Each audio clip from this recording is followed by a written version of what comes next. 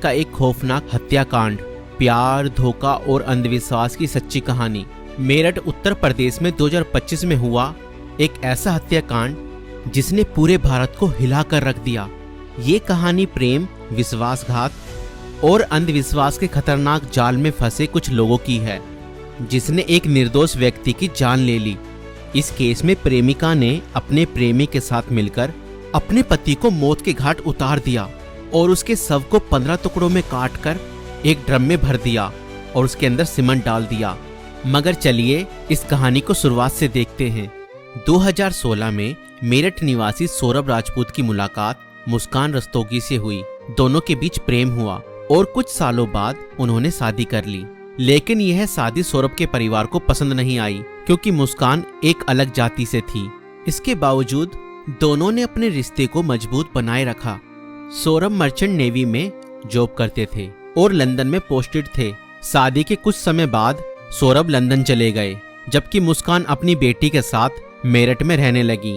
इस दौरान उनकी जिंदगी में एक तीसरा व्यक्ति साहिल शुक्ला आया, जो मुस्कान को पहले से ही जानता था।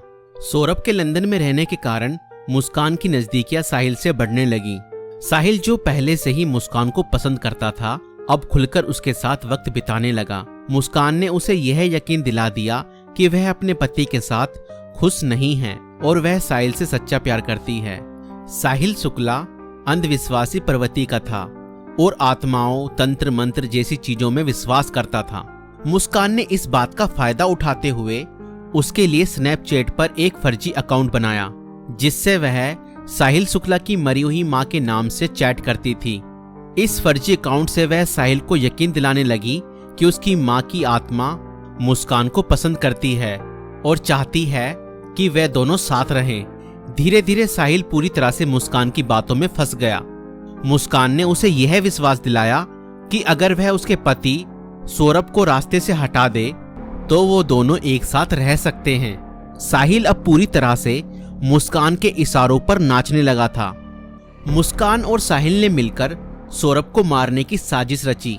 4 मार्च 2025 को जब सौरभ लंदन से मेरठ अपनी पत्नी और बेटी से मिलने आया, तब मुस्कान ने सौरभ की फेवरेट सब्जी कोफ्तों में बेहोशी की दवाई मिलाकर खिला दी।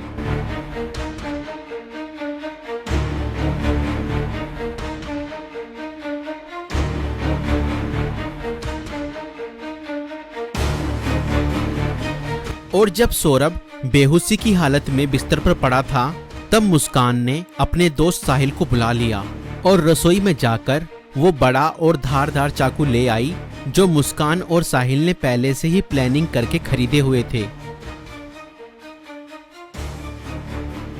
और करीब 20 मिनट तक साहिल ने मुस्कान को बताया कि कैसे उसे अपने पति का वध करना है।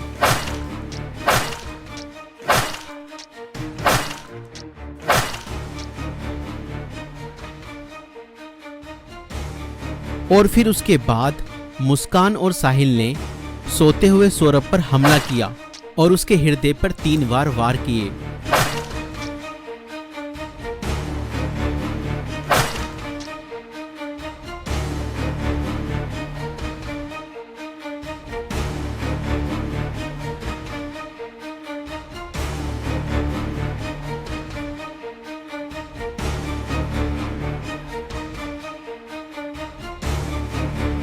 और घर में पड़े कूलर को भी ऑन कर दिया ताकि उसकी आवाज किसी को भी ना सुनाई दे।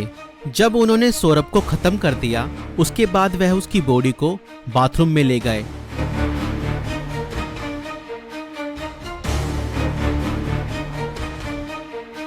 और उसके शरीर को 15 टुकड़ों में बांट दिया। सौरभ को खत्म करने के बाद उन्हें इस बात की चिंता हुई कि अगर सब बरामद हो गया तो पुलिस उन तक जरूर पहुंच जाएगी। इसलिए उन्होंने सबको ठिकाने लगाने की योजना बनाई और मुस्कान बाजार जाकर एक प्लास्टिक का ड्रम खरीद लाई। और मुस्कान और साहिल ने सौरभ के शव के टुकड़ों को उस प्लास्टिक ड्रम में डाल दिया और ऊपर से सीमेंट भी डाल दिया ताकि उसकी बॉडी की स्मेल बाहर ना जाए। और उसके बाद उन्होंने उस ड्रम को घर के एक कोने में रख दिया। इसके बाद मुस्कान और साहिल ने सौरभ के मोबाइल फोन से उसके सोशल मीडिया अकाउंट को एक्टिव रखा। उन्होंने सौरभ के अकाउंट से हिमाचल प्रदेश की शिमला की तस्वीरें और स्टोरीज पोस्ट की ताकि लोगों को लगे कि वह घूमने गया है। उन्होंने उसकी फैमिली और दोस्तों को यह यकीन दिलाने की कोशिश की कि सौरभ जिंदा है और बाहर यात्रा कर रहा है। इस दौरान मुस्कान और साहिल खुद भी शिमला घूमने चले गए ताकि अगर कोई लोकेशन ट्रैक करे तो किसी को शक ना हो, लेकिन किसी भी अपराधी की तरह वह भी ज्यादा समय तक बच नहीं पाए। सौरभ के परिवार ने जब उससे संपर्क करने की कोशिश की और कोई जवाब नहीं मिला तो उन्हें शक हुआ। परिवार ने मेरठ पुलिस में गुमशुदा की रिपोर्ट दर्ज कराई।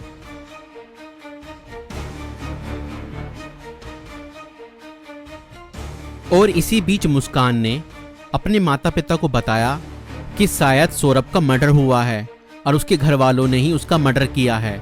मगर मुस्कान के पिता ने कहा, नहीं बेटा, किसी के भी घर वाले कितना ही नाराज हो जाएं तो भी ऐसा कदम अपने बेटे के लिए नहीं उठा सकते।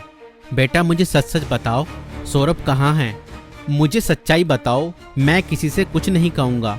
और तब मुस्कान ने अपने पिता को बताया कि उसने और साहिल ने मिलकर सौरभ को खत्म कर दिया है।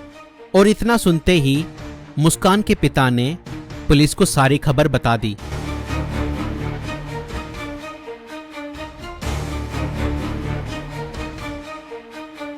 और पुलिस ने तुरंत मुस्कान और साहिल को गिरफ्तार किया और उस प्लास्टिक ड्रम को भी बरामद किया जिसमें सौरभ के शव के टुकड़े थे।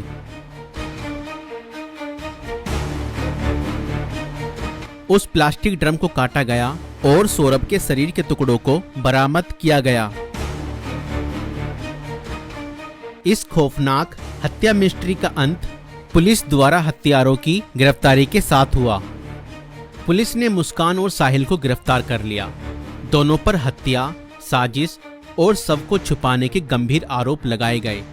दोस्तों, ये घटना हमें यह सिखाती है कि अंधविश्वास का अंजाम बहुत बुरा और भयानक होता है। साहिल ने अपनी मां की आत्मा के नाम पर बनाए गए एक फर्जी अकाउंट पर भरोसा किया और हत्या जैसा अपराध कर दिया। और गलत संबंध और रिश्तों का अंजाम बहुत बुरा ही होता है। मुस्कान ने अपने फायदे के लिए साहिल को मानसिक रूप से कंट्रोल किया और हत्या तक करवा दी। और कानून से कोई नहीं बच सकता, चाहे अपराध कितना भी चालाकी से किया जाए। पुलिस की जांच और सबूतों के आधार